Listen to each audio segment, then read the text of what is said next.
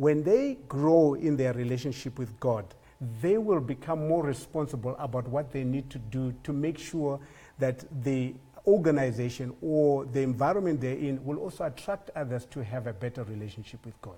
So the relationship with God and the strength of it will encourage them to give naturally because they understand what tithing is about. Because you teach it in the church. As the church leader, you make sure every now and then you just throw it in there. Okay. But don't manipulate them, don't This cajole is the thing, them. you know, sometimes pastors will stand there, then that little music, the piano starts playing, and they tell you about how you must give, and this is your year to sow seed. Some churches go as far as giving a statement to say, you know, this is your statement of what you've given this month. You know, give us your your pay slip, because they make it actually mandatory to tithe. So, I mean, you represent the Pentecostal sect. And this is happening a lot in these churches. And as the leader of the evangelical sect, I would ask you to say, what are you doing to manage this? Because you might say how you say it, how you do it in your church. But there are many other churches, some that I believe fall under you, that are still literally manipulating people to give money. I would not rule out that. Yeah. Let me not sit here and just defend. There is definitely abuses.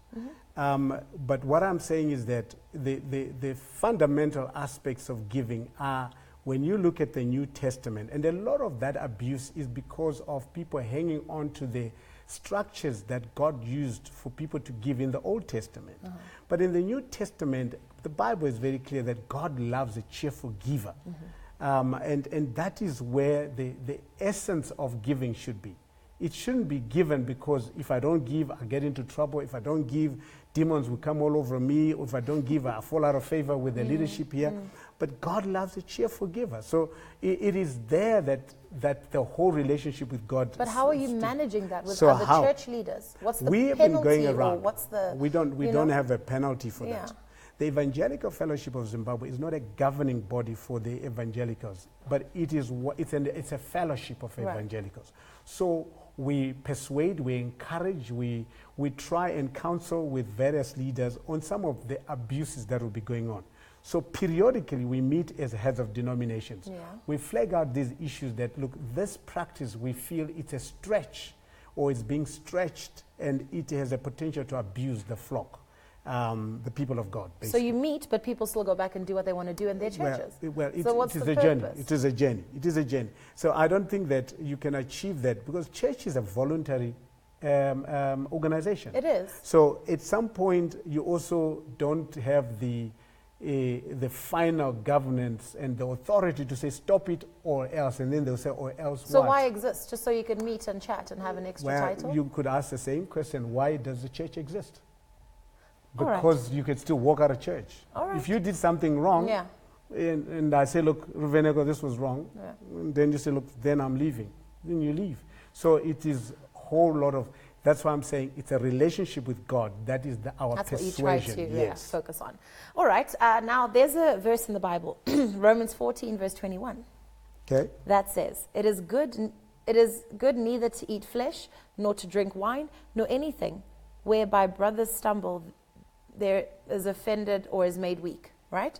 This is just speaking to the consumption of, alcohol and certain aspects of, human life. And one question that has come up a lot in preparing for your visit to our studio, Dr. Munyeza, is Dr. Munyeza is the leader of a church, but he also runs News Cafe, which is a bar/nightclub, where there is the excessive sale of alcohol and the consumption of, and sometimes underage people in there. What do you say to that as the name behind both brands? The church, News Cafe, what do you say? Well, I guess first and foremost, I don't think many people who comment like that have been to the restaurants. Okay, that's a start. Whenever I've heard that argument, I then say, look, have you been there? I say, look, but we're here. So the first thing is that the product that is there is a restaurant that is a bar that sells alcohol. And let me just say this, 99% of the restaurants that are in Zimbabwe sell alcohol. Right. And they've got a bar aspect to it. Right. So let's put that basic description of what goes on there. In fact, it's a family restaurant. Do you go there, perhaps on a Thursday or Friday night after midnight? Have you ever been there? Yes, I've been there. And do you notice that there are underage people there? Well, we don't. there are security guards there, and if there is an underage guy, they will be removed immediately. It's not often an underage guy, it's often an underage girl. Well, because women often just get let in at these places. That is not true. Then the next time there is, put it on your website. Okay. Whenever you find somebody, they put it on a website. Okay. So that's I think that's fair. I think that's an invitation to all of us. So because we're not trying to police our news cafe, but we're speaking in context of where this conversation is going. Okay. You've been given permission. If you do find an underage person in news cafe, after hours, in that environment, put it up. Yeah. Right? So fine. So when you then look at that, and then obviously you're saying, how does it all match up? There is not one business under the earth that is righteous. Not even growing tomatoes is a righteous business. Well, it's not explicitly, talking about drunkenness or debauchery. Well, this is nothing. Selling tomatoes has nothing to do with selling tequila shots. You can abuse that. You can abuse food. You can abuse anything in life. Correct. So alcohol, drugs, food, anything that you can take in can be abused. And those three are all available in your business operations. Let me say this. Right. If I ran a telecoms operation, would you still attack me for availing pornography to young people?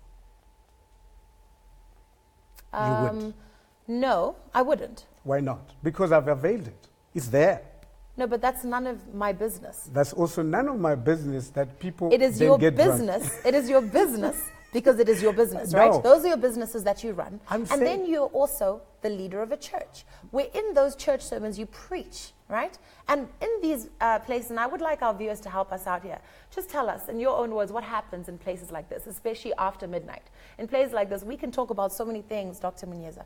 We can talk about men leaving their marital homes to go hang out with their small house. We can talk about drugs. We can talk about undercover drugs. We can talk about gambling. We can talk about so many things. But these are your businesses under your name as Shingi Munyeza. I agree. Right? And I agree. Then on Sunday, those that even have a hangover from Saturday night of being in News Cafe will stumble into church and then consume your word. So what are you saying? What I'm asking you, Doc, is how do you manage that brand? Why do I need to manage? Because it's your business and it's known, it's public knowledge.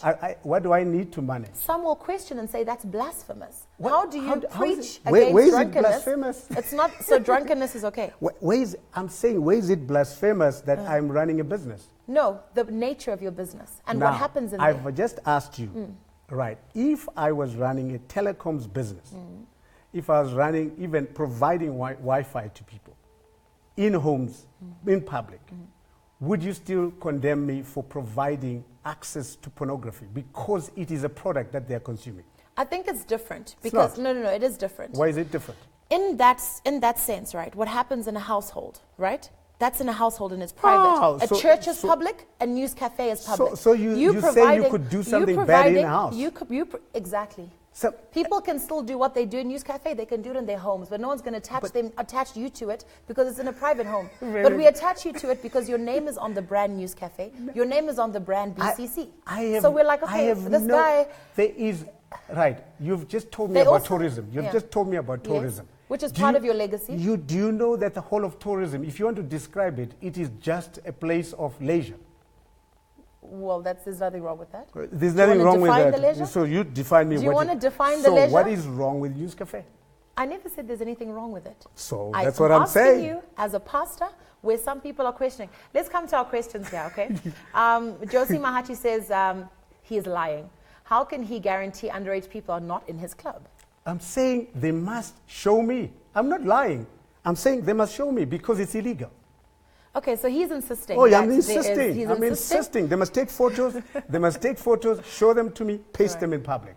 Here's another comment from Raymond Nyapotoko. Ranzi, Monday beer seller and Sunday pastor. Fantastic. Just like I have just said, there is no righteous business. There isn't. There is no righteous business. But do you understand that I'm imagining if I was a mother in your church and I had a teen, right? A teenager who, when it's school holidays, goes to Borrowdale Village or goes to Avondale and is hanging out there. They are not allowed. You've already used that. No. Teens are not allowed. I'm saying teen in that area. I never said walking into News Cafe. There's Smooch, there's the movies, there's St. Elmo's. They're just hanging out, right? Yeah. And then they say, Mom, I walk past News Cafe and it looks so cool. Doesn't it belong to our pastor? then I take that same teen into church on Sunday and I show him you, and he's in awe of you, he's in admiration, he's like, my pastor is the best, he owns News Cafe. Surely there can't be anything wrong with me walking into News Cafe. That is how do you manage that teaching? That is so philosophical, because I work with young people. You don't work with every young person. I don't work with every young person. No, you don't. But I'm just saying it's so philosophical because you're actually giving an example that is philosophical. Is that the only business you could have gone into? As a church leader, could you not have chosen something that's less controversial? You tell me another business. Anything. You could have made shoes. Shoes? Yes. Where? Okay, as we said, this live platform is for you. Please do engage with us. Questions for Dr. Munyeza. I mean, I'm here wanting to understand because, you know, I have heard so much about people criticizing you, and I will defend. As I said, I do worship at BCC sometimes, so yes, I will sometimes stand in the gap and say, that's my pastor, you know, but at the other side of things, we cannot take away these arguments, that it doesn't make sense. This is Summer Rose here. She's saying he is so defensive. Double standards in church. You know, so you're sounding like you're defending yourself so adamantly. I've not. I've just said to you, Ruvheneko, I'm saying, what is the real thing that is wrong? I've just asked So you see no wrong in running these restaurants that turn into whatever they turn into and still leading a church? Every business has its bad side. Right. I've already admitted to that. Mm-hmm. Every business has its bad side. So how do you manage your bad side? Well, and the effect it has on your image? Is it legal? The effect it has on your image. I'm just saying, is it legal? What image? I don't need a reputation. Don't you? I don't need it. Why do I need a reputation?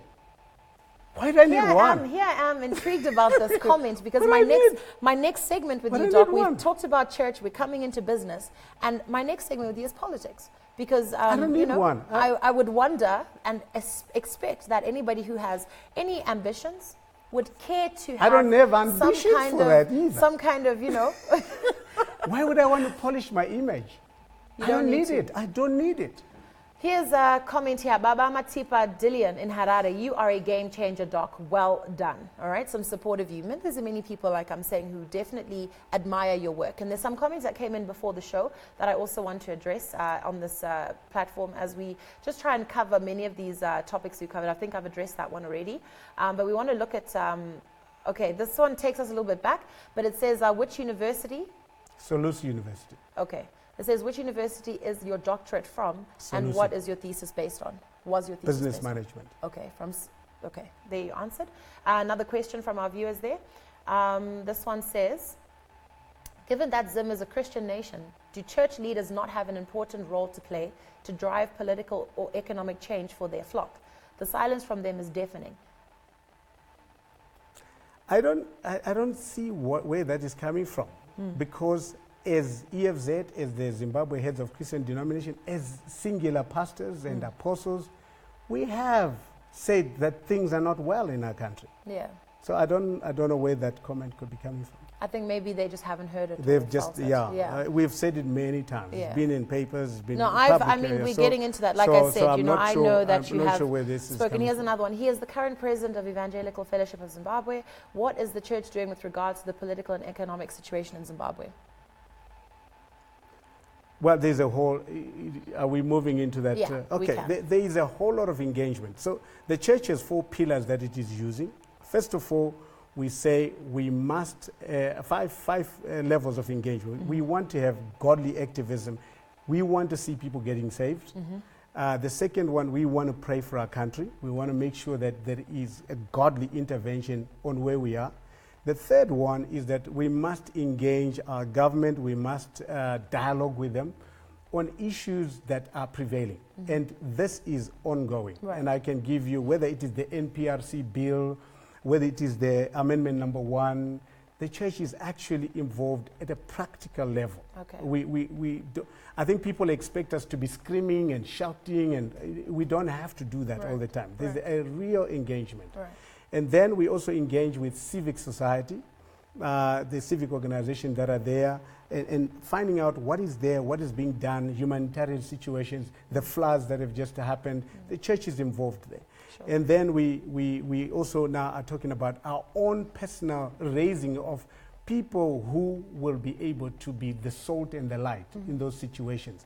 whether it's in civic society, whether it is in business, whether it is in government, and all sorts. So the church has actually a very broad and very aggressive and intentional strategy to engage our situation, because our situation is not to be left to just a few people. Right. Yeah. Dr. Munyeza, as an individual, now we're moving away now from the church and his business, and we are, moving into the political discussion now. So if there are any pressing and burning questions around the church and business, we can save them to the end, or we might take a quick segment if we have time. But now we're moving into politics, so make your questions directed toward that.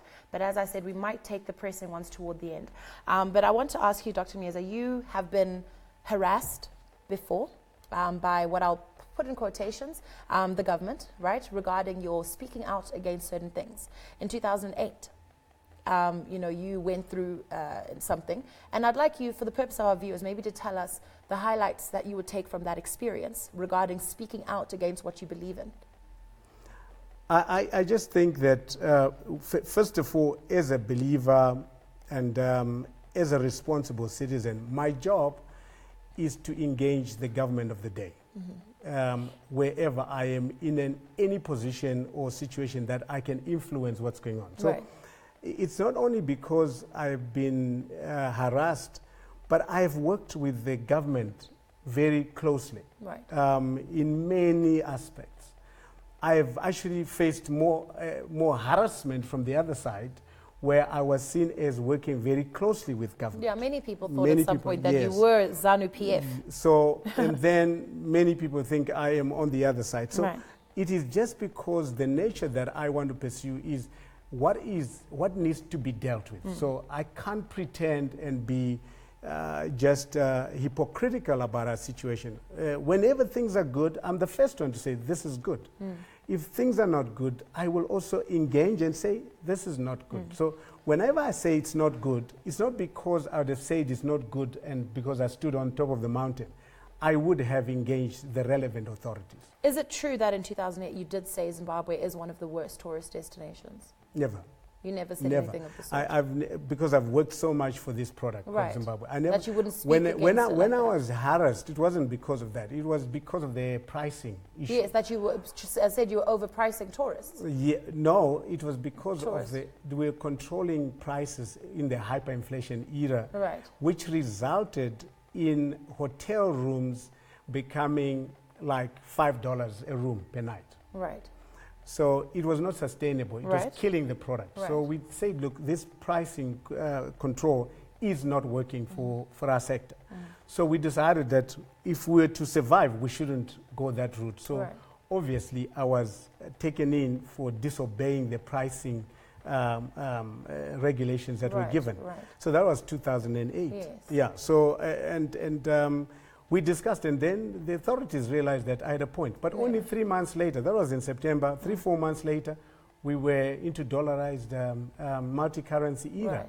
And we wanted to charge in dollars at that time. And that was the problem. That was the Although issue. everybody else was charging in dollars, but illegally, as it was. And you wanted to legalize it to make sure that the business to make sure that the afloat. business stays afloat. Was that one of the things that maybe frustrated you out of trying to stay in that industry under the circumstances? No, but that was 2008. Yeah. I mean, I stayed there for long enough, and then we actually did some wonderful things and so on. So I wasn't really put off by that. It was part of what happens. Even last year when I was talking about the bond notes, it was another situation where I felt that if the fundamentals were not handled, the bond notes will not work. But you did, let's get into that, your 10-point plan, that you came up with after there was a 10-point plan released by government, right, by the president. Was that a direct answer to what was in the president's 10-point plan, or was that independent of that? What's the link? If you look at the 10-point plans that were given by the president, and you look at my 10-point plan, there is hand in glove. Right, there is a lot of similarities. Yes, I was looking at the operationalization of whatever the president had said. So you were saying this is good, but it can be, let's develop it. Let's now put teeth to it. Let's so you get were it done. agreeing, It's like, in yeah, I was. It wasn't anything in the president's against. 10-point plan, there is absolutely nothing I disagree with. So why was there so much negative press around you speaking about it and speaking the way that you did? It was then forcing the feet to the fire. To say, look, now let's cut down the government expenditure. Now people say, we can't cut down the government expenditure. Now let's not introduce the bond notes. Now, no, we can't. We've already made that decision. So it was now, let's get on with it so that people will not suffer any longer. So one of your first point is government must immediately cut its expenditure and begin to live within its means. Privatize or commercialize state-owned enterprises. Major retrenchment is overdue. This particular plan here, which, as you said, is hand in glove with what the president was even saying, which is why there was such a crackdown rather, on, underperforming, civil servants. What do you think has been done so far regarding this point? Very little in my own way. I'm sure there are things that are happening in the background which I'm not aware. But the measurement for this is cash. It's expenditure patterns that haven't changed. They continue to spiral. They continue to increase. They are maintained at the same levels in some cases. So if that expenditure is not curtailed, we will continue in this budget deficit, eroding savings, eroding the potential for investment, and so on and so forth. So we will not kick this economy back into life in the way that it should be. Right. And then you also, just on that expenditure, your background is in finance. Those that might not know, his background for years is in finance. And you also talk about land auditing, right, of our land. And at the end you say, sweat our major assets to the fullest to get maximum return on our investment. And my question to you is, they've been talking about this for a long time, government in particular, beneficiation, value addition. And we've been seeming to go around in circles, because of the nature of our economy right now. What would you say would be the best way to handle this particular point of yours? The elements for our land to be very productive seem to be now assembled. For example, the Land Commission is in place. So the 99-year draft, I'm told that the 99-year lease draft is already in place. So the issue is, let's get it done. Right. Even sometimes in implementation, I think people wait for a perfect moment. There's no perfect moment for a crisis to implement and get people out of it. So we can start with what we have. So there must be, I know that the Ministry of Lands has been doing its own audit as well, but it needs to go back to the constitutional tenets or requirements where the Land Commission has to make sure all this is now happening. Right.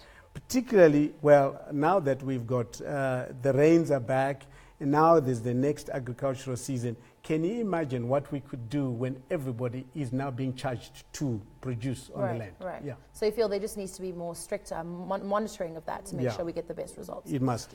Let's implement. And bond notes, you spoke very, very loudly against them. What's your position now? Do you feel that they make more sense now that they are actually in effect? And what do you think is going to come of this situation? They don't, because of the many reasons. One of them is Gresham's law. You introduce a weaker currency, it kicks out the other ones. Right. The strong one gets out. And the real issue is that the bond note as a fiat currency is actually an acceptable measure to implement by the monetary authorities. But you've got to have a discipline on the fiscus. So if you're not disciplined, right now, the biggest bond note is not the bond note that you and I use. It is our treasury bills that are increasing by the day. Right. Because of the budget deficit. Right. So you feel that we haven't achieved anything and the worst is still to come, in essence, as long as we continue? Well, if we continue, because the dollar has not necessarily been phased out yet. Obviously, it doesn't happen overnight, but it's becoming less and less available. But it's still the currency of preference when it comes to trading, with prices now being different for whether you pay in bond, whether you swipe, whether you use dollars, something like that. If you had a say on it, how would you monitor that? Because we end up in a place where we're heading toward hyperinflation again. Yeah, it's a difficult one for monetary authorities, Ruvheneko. The first thing is that you've got to have the transformation agenda on the whole economy. So that these tactics of fiat currencies and so on are able to augment what you're doing at a much more macro level. Right. If you are spending more than you're earning, if your exports are less than your imports, if you have no FDI coming in, your capital account is in the negative or running into the negative, it's all working against that. So it doesn't matter what you do. You can actually print more bond notes today, they'll vanish. Right. The other aspect is that Zimbabweans generally are underbanked. Right. We are a population that is underbanked. So we will need, in terms of transactions, we are going to use cash.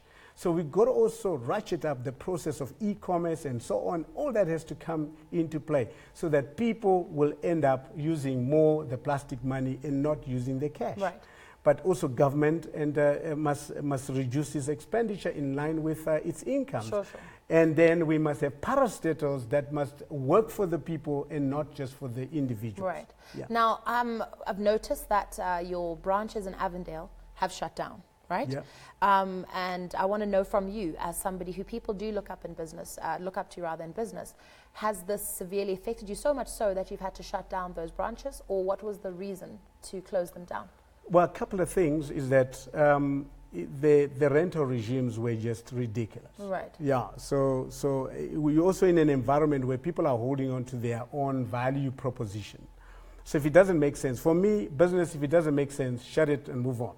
And reinvent, creative destruction. Right. And do something different. So you can't continue to milk the live ones and kill them because for the sake of resources. Right. Don't make the strong weak in order to make the weak strong. Sure. So you end up with a mediocre product, mediocre environment, and so on. So that's why when I talk about let's cut back on expenditure, let's rationalize state-owned enterprises, it's a practical journey for an entrepreneur. When business is not making money in a particular area, you don't keep putting money. You either shut it, rationalize it, or restructure it and make it more viable. Right. Yeah. You also wrote another document, What I Would Have Done with 200 Million Facility and Severe Turbulence Ahead. And you've used social media as your communication platform of choice. Why is it that you're using social media? What are you finding in its strength that makes you post your thoughts, your views on social media? First and foremost, that's the current and the future, the way of communicating. Everybody is now a journalist. Everybody now can say whatever they want. But it is in that space that you also want people to know if you've got something to contribute. For me, I only put stuff that I know that I am capable of contributing, and maybe it makes sense, and put it out there for people to argue. I'm not always right, and I don't think that I must always be right. Right. So it allows for a discourse, a discussion. It allows a healthy building up of ideas. And I think that that has caused me to also engage with various people at different levels to understand that, and it all has been constructive, even with government. Right. We're going to now have to wrap up, unfortunately, with you, Dr. Munyeza, because, as I said, we have Gemma Griffiths coming to join us in just a moment. But we've got one more question here, and I want to just get into this here. You talked about, there's a quote from you, and I'd rather need you to confirm it or deny it. Apparently, last year in November, you were conducting a sermon called Current Affairs, Prophetic Exhortation. And one of the quotes that you apparently said was, "This thing called the bond note is not from God. It's a messenger from Satan to buffet us." Are these your words? Yes, those are my words. So this kind of teaching in the church, my question to you, Dr. Munyeza, is, are you itching to get into politics? Because this is almost using your pulpit to address political issues, political and economic issues. Highly understood that, you're allowed to preach on it in a church because you're a church leader, but I want to know that, are you itching to get into politics?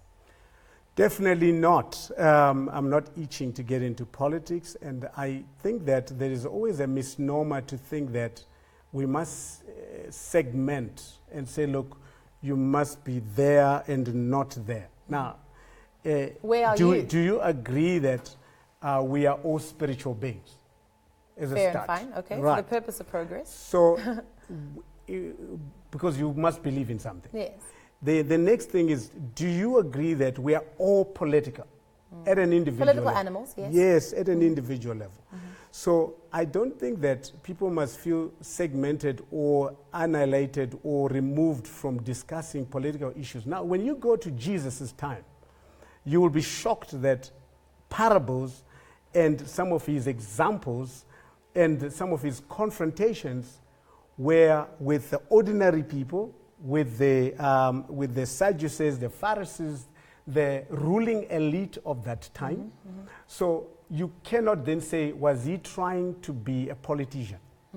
In fact, when he was asked by his disciples, because his disciples actually wanted him to take political office, and he actually sidetracked them and he said, look, no, this is not what I'm here for. Okay, I've heard from some of your disciples that they would like you to run for political office. So is it something that you're considering, Dr. Munyeza? I'm Come not- into the 2018 elections, are you considering on whatever level? Maybe you're starting from the bottom and work your way up. I don't know. But is it something that we can expect from you?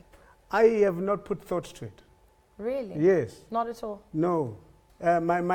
My job right now is to satisfy the mandate that I have. So political office for me is something that can develop, but I'm not putting a lot of effort to say, look, I want to be a politician, I want to do this, I want to do that. No. I think that it will be something, if it comes, and I think that it is an opportunity and that God has spoken to me about it, He hasn't spoken to you yet. I would do it. And he hasn't spoken to you yet? Well, I haven't asked him about it. Really? Yeah. So 2018 is round the corner. So is it safe to say that for 2018 you're not in the running? Why Man, the would clock is why ticking. would Nah, Ruvheneko, let me The just clock is ask you. ticking. You can't start campaigning in January 2018. Ka. So now you Given that I know certain things about you. You give me a brief. You give me a brief. So what do you mean by political office? What I mean is, let's say for 2018, you decide that where you're from, your hometown, Yeah. right, being Nyanga North, Yeah. you decide that you want to contest against the sitting Minister of ICT, Super Mandiwanzira. Yes. And you want that seat, okay, under whatever ticket, and you decide that you want to take that seat as a member of parliament, and start there. Maybe you'll be an MP for, who knows, 20 years. Maybe you want to launch yourself as quickly as possible, who knows. But let's start there. Or you want me to be an MP? Do you want to be an MP? I don't want to be an MP. You want to be more? I don't want to be Mo. I want to be Shingi. You want to be Shingi, not in a political Yeah. office of any kind. Whatever. You seem unsure. You actually seem like this is something you have put because, thought to, because, but maybe not ready to because- announce it. Maybe because maybe it's not the right time. Let me just tell you my journey. When I was training as an accountant, and if people ask me that, would you ever want to be a marketer? I would be unsure. So I ended up becoming a marketer. Right. When I was a marketer, if people asked me that, would you ever want to be a hospitality practitioner? I was unsure. And then when things progressed, I became a hospitality practitioner. So when I was there in those stages, if people asked me that, would you ever want to be a pastor? I was unsure.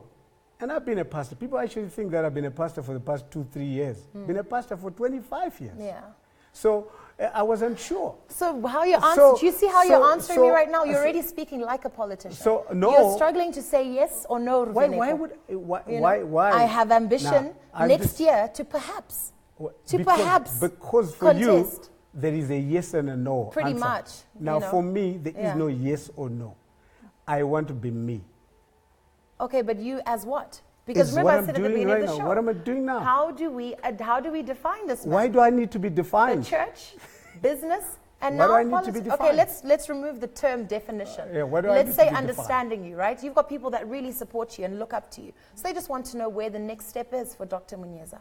Where is he going next? What can we expect? Shall we vote for him? Shall we support him? Shall we look in those offices for him or not? So if I give you the answer that I gave you, Yes. you still feel it is insufficient. It's for not you? really an answer. You said Why not? You said something about hearing Why it from not? God, and then something about Of to be course, that's fair, how I work. I can't That's touch. how I work. Your answer is so intangible. I have Doc. to hear from God.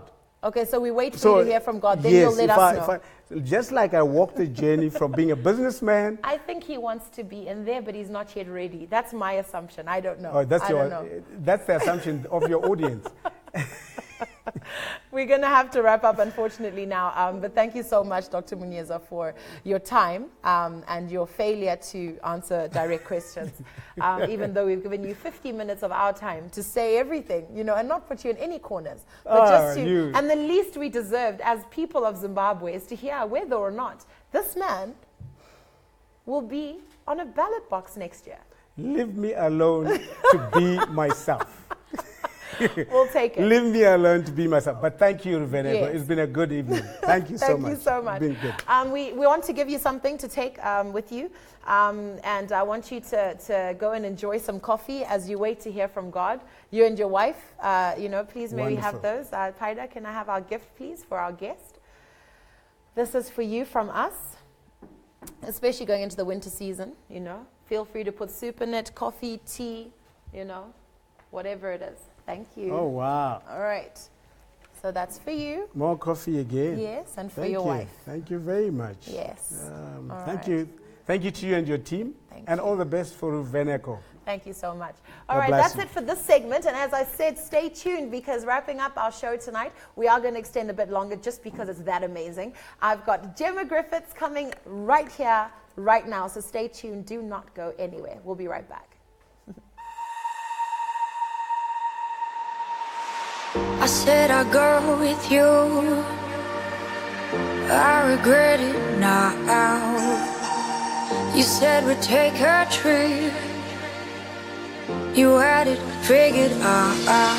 And this is not what I wanted when they said the grass was greener here. It always looks a little better from the other side.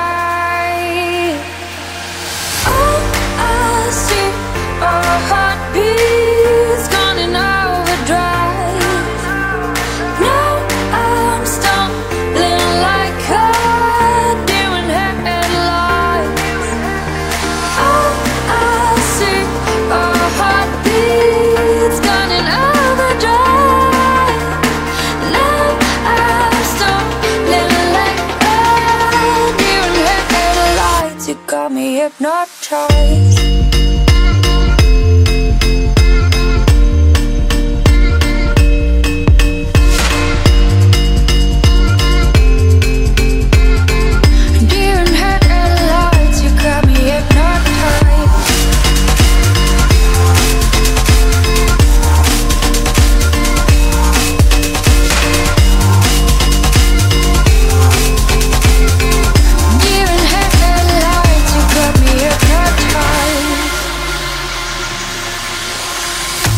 I never wanted this to feel so out of place. The pulsing in my veins, it hits like drum and bass. And to the girl in the corner, no one warned she would lose control. And now she's looking for some sense she'll never find.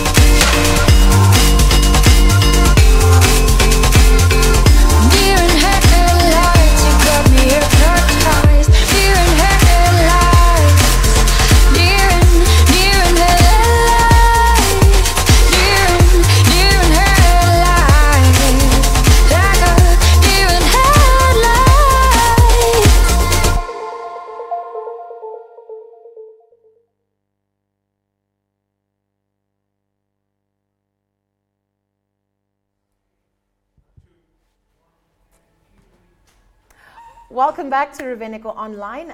We just had a whole discussion with Dr. Shingi Munyeza, and we had a hard time trying to push him into a corner in the last segment, but you know what? Time reveals everything, and we are grateful for his time that he's given us today. And now I'm wearing no shoes because she's wearing no shoes, so I'm just adopting that life. Gemma lives in Cape Town, which is one of my favorite places in the world. I lived there for 5 years of my life, and welcome to Ruvheneko Online. Thank you. Thanks for having me. It's been a long time coming. I know it has been. It's hard to pin you down, girl. It's nice to finally be here. She's always everywhere. Even when she's here, she's busy. When she's away, she's unavailable. Things are going well for you, aren't they? They are. It's been a great past year and a bit. Yeah. Good. And what do you do when you're in Cape Town? When I'm in Cape Town, I've actually just finished what I've been doing, which was recording my debut EP, which is going to be coming out at some point. That we'll let you know. Yes. So I've been doing a lot of that. Yeah. Cape Town's sort of my creative space. I come back to Zim. And it's got that vibe, doesn't it? yeah, Definitely. absolutely. It's the best place to sort of find yourself. collaborate and stuff. But I spend a lot of time back here.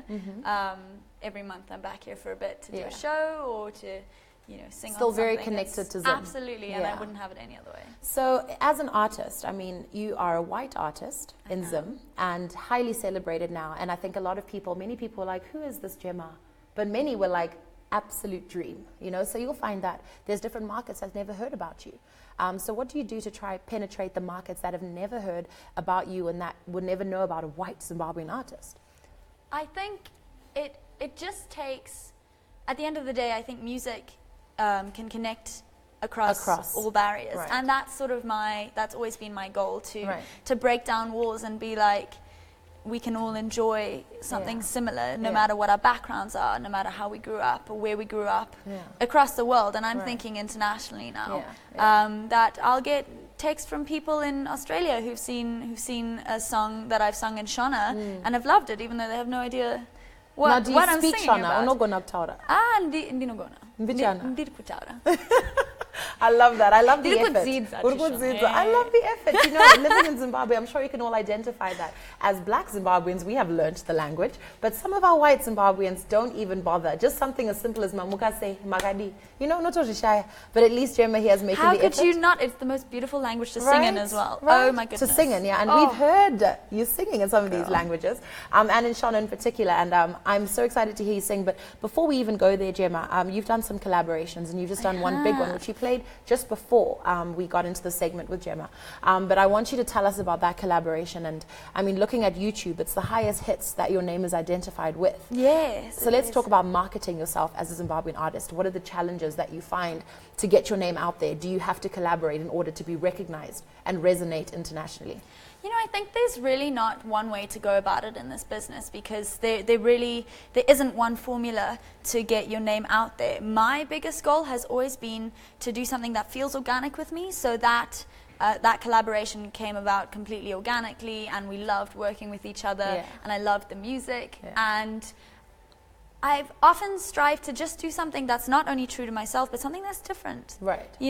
And you've got to make your mark, you've got to make your opportunities. Sure. And there really is no one way to get up there.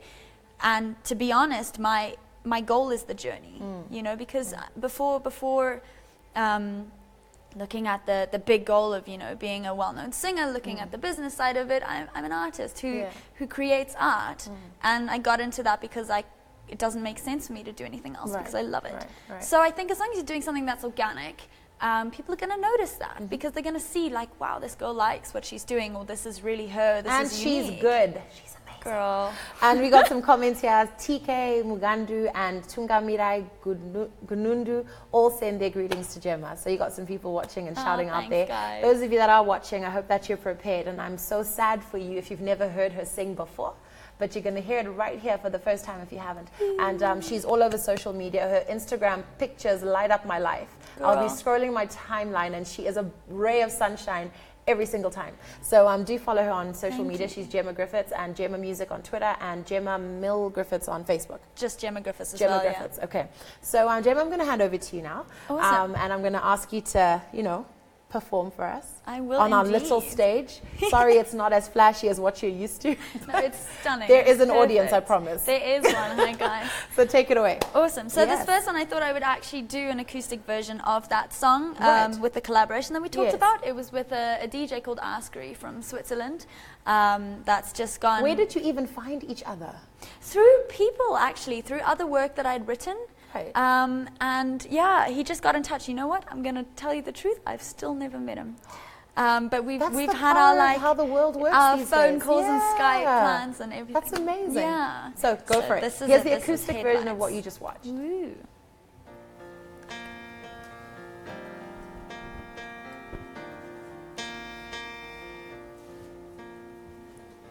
I said I'll go with you.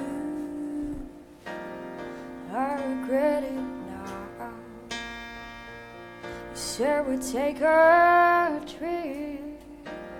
You had it figured out, and this is not what I wanted. When they said the grass was greener here, it always looks a little better from the other side. Oh, I see our heartbeats gone in overdrive. Now I'm stumbling like a deer in headlights. Oh, I see our heartbeats gone in overdrive. Now I'm stumbling like a deer in headlights. You got me hypnotized.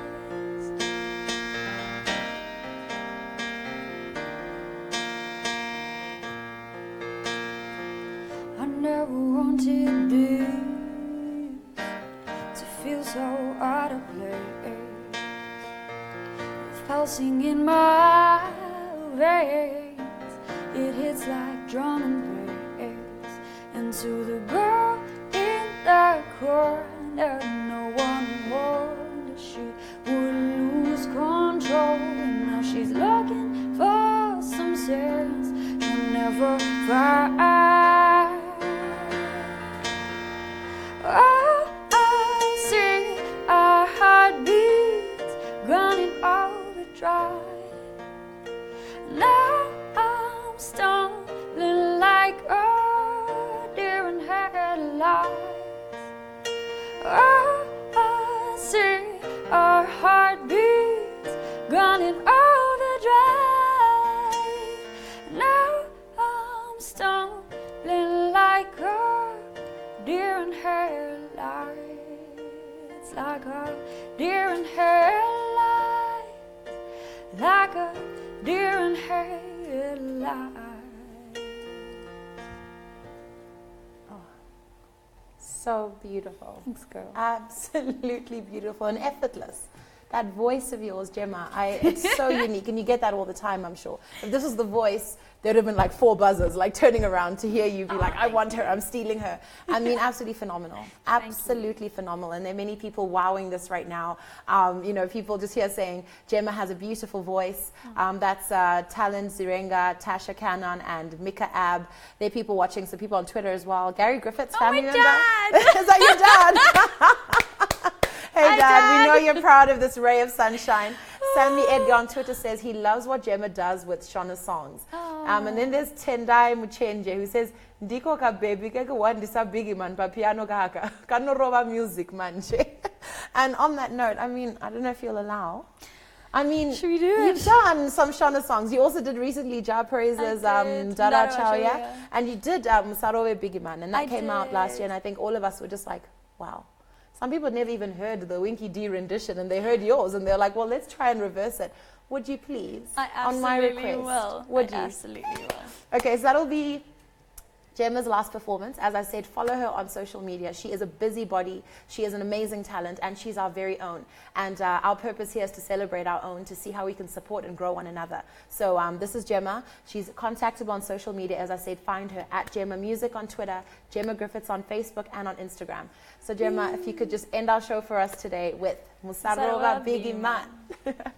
Are you ready? I'm so ready.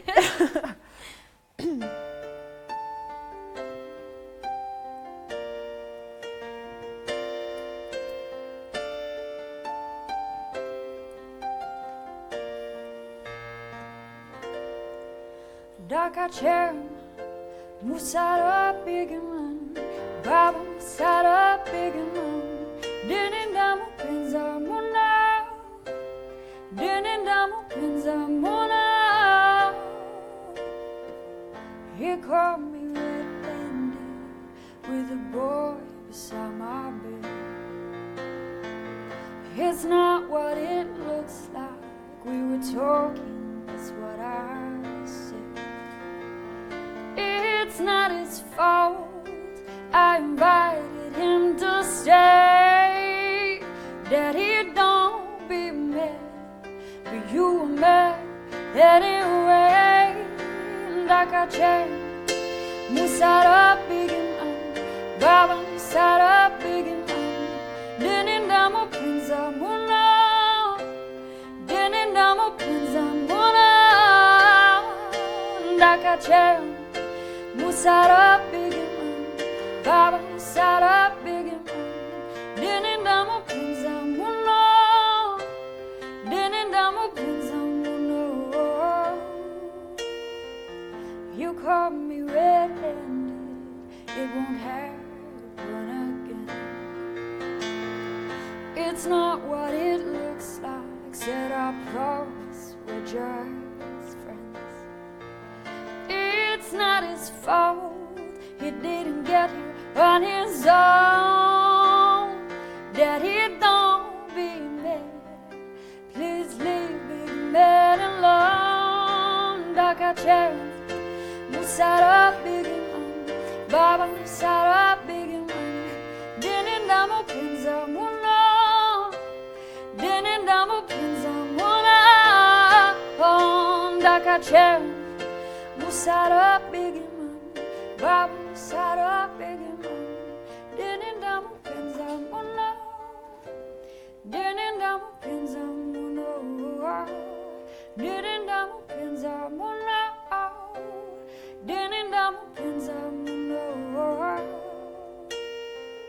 it's not his fault, didn't get here on his own. Daddy, don't be mad, please leave big man alone. Dakache musara bigima baba musara bigima.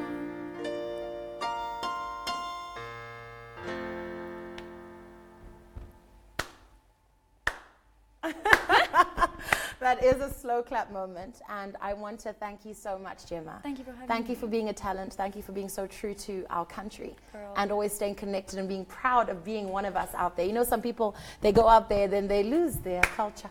Huh? Yeah. They really lose their culture. So I want to thank you so much for that. Thank you for being. I was streaming you live on. We were live on Periscope just now. If you follow us on Twitter.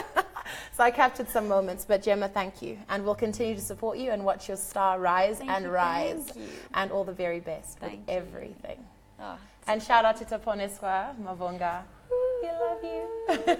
Thank you very much. That's it from us tonight on Ruvheneko Online. Thank you again to Gemma. You should see her legs, by the way. She's sitting there, but you should see her legs. But we do have something to give you.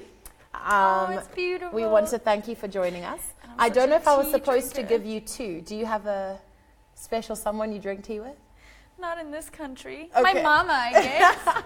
Well, we'll see what we can do behind the scenes. But this one's for you, woman. Gemma. Thank you so much. Bruce, remember us wherever you go, and we will really remember you and support you. So thank you again. And thank you to our sponsors and partners, Kuyana Events, for this decor, for making our set look amazing and come to life. Davies Events, as usual. Kuyana Events, they're on social media. They are Kuyana Event Design, Instagram, Kuyana Event Design, and they're top event and floral designers here in Zimbabwe. So thank you so much. And I also want to thank Selena for styling me today. It's been great. And I want to just say thank you to my team behind the scenes, as always, for making this possible. So that's it from me. And tomorrow we have a special edition. If you remember last week,